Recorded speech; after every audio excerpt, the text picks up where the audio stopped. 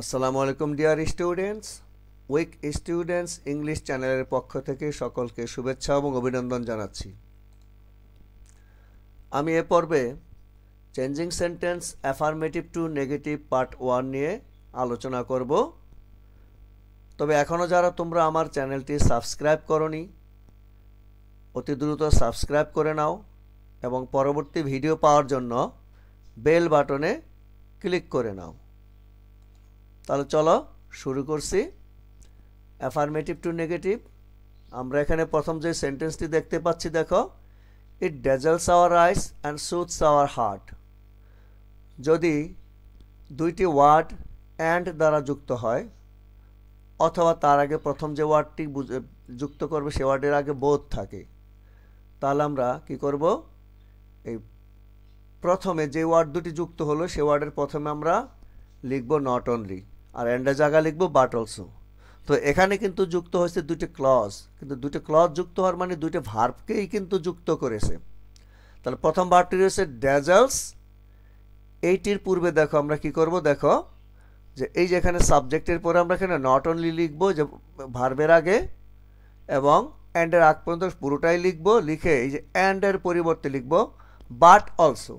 দেখো এখানে লিখেছে বাট অলসো, আর অন্য কোনো পরিবর্তন এখানে হবে না। আমরা যদি পরবর্তী সেন্টেন্সটি দেখি, এখানে রয়েছে in fact A moonlit night is very pleasant. এখানে আমরা অ্যাডজেক্টিভের প্রেডিকেটিভ ইউজ দেখতে পাচ্ছি। হ্যাঁ, তোমরা যারা এখনও অ্যাডজেক্টিভের প্রেডিকেটিভ ইউজ কি জানো না, তাহলে তাদের জন্য একটি ভিডিও রয়েছে অ্যাডজেক্টিভ পার্ট 1, তোমরা সেই ভিডিওটি দেখবে ভালো করে। ওখানে অ্যাডজেক্টিভের অ্যাট্রিবিউটিভ ইউজ কি, প্রেডিকেটিভ ইউজ কি তা নিয়ে আলোচনা করেছি। তাহলে তোমাদের এই সেন্টেন্সটি এরকম এই জাতীয় সেন্টেন্স করার জন্য খুব সহজ হয়ে যাবে। এখানে দেখো, যদি আমরা দেখি ভার্বের পরে এখানে মূলত be verb, am is are, was, were এগুলোই বেশি থাকবে। অন্যান্য ভার্বও থাকবে, কিন্তু এইগুলো বেশি থাকবে, এই বি ভার্বগুলো বেশি থাকবে। তাহলে এগুলোর পরে যদি দেখো অ্যাডজেক্টিভ রয়েছে, দেখো এখানে ইজ ভেরি প্লিজেন্ট, এই প্লিজেন্ট একটি অ্যাডজেক্টিভ আর ভেরি হচ্ছে অ্যাডভার্ব।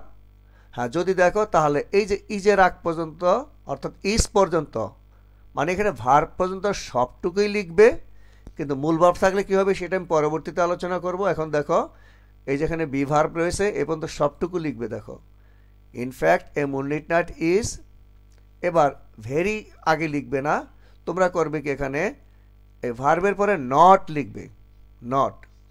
এখন নট লেখার পরে এই যে এখানে অ্যাডজেক্টিভ রয়েছে সেটির বিপরীত তোমরা লিখবে। হ্যাঁ, প্লিজেন্টের বিপরীত হতে পারে আনপ্লিজেন্ট।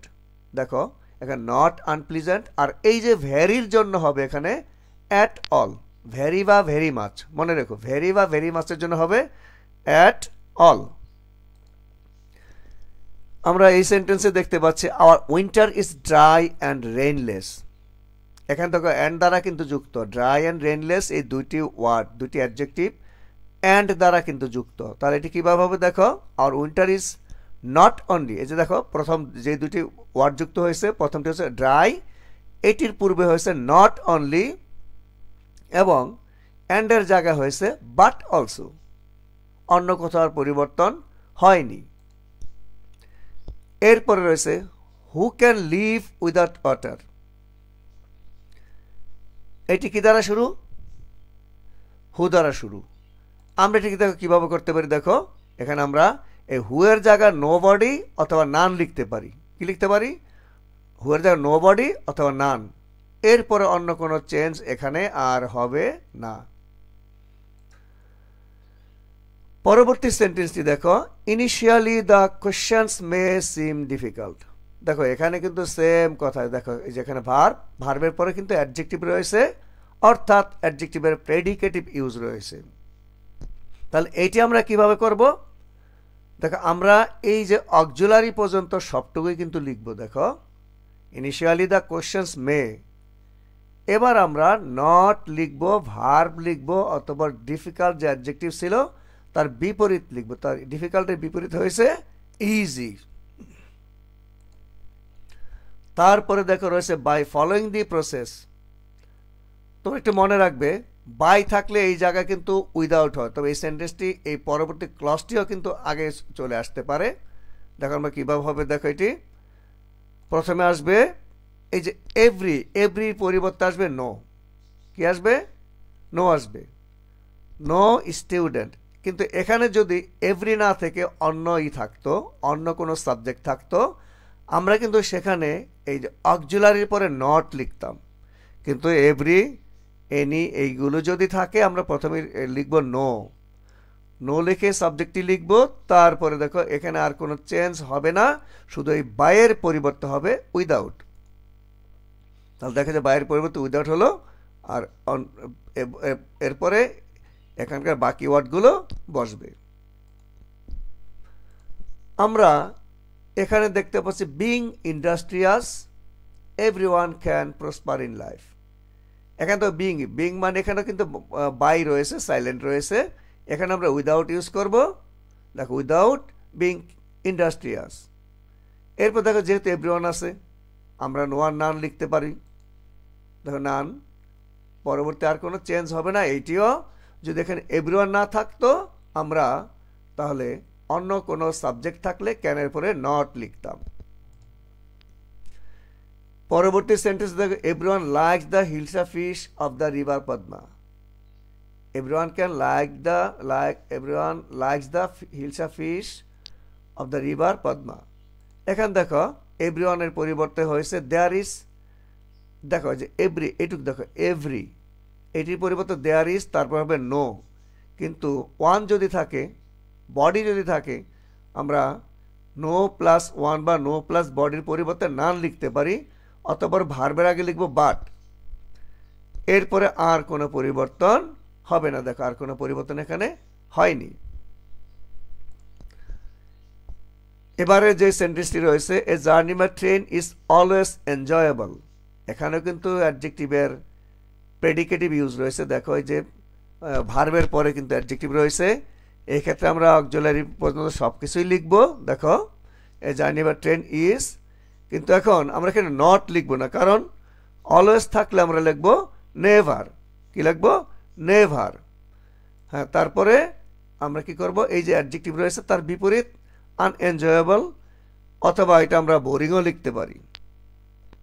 অর্থাৎ আনএনজয়েবলের পরিবর্তে এখানে বোরিংও হতে পারে। এরপরে রয়েছে দেখো এভরিবডি অ্যাভয়েডস এ কারাপ্ট পারসন। এভরিবডি অ্যাভয়েডস এ কারাপ্ট পারসন। এই ক্ষেত্রে আমরা কি করব, এভরি, দেখো এভরির পরিবর্তে লিখব দেয়ার ইজ নো।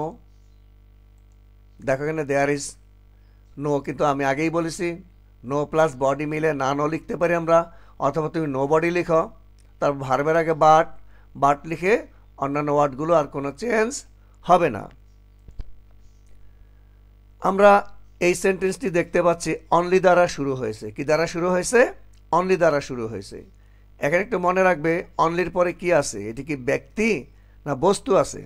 হ্যাঁ, যদি ব্যক্তি থাকে তাহলে অনলির পরিবর্তে হবে নান বাট, আর বস্তু থাকলে নাথিং বাট। তাহলে দেখো এখানে এই যে দামুন, এটি কিন্তু ব্যক্তি নয় বস্তু, এই জন্য এখানে হয়েছে নাথিং বাট। কি হয়েছে? নাথিং বাট, এবং পরবর্তীতে আর কোনো পরিবর্তন হবে না।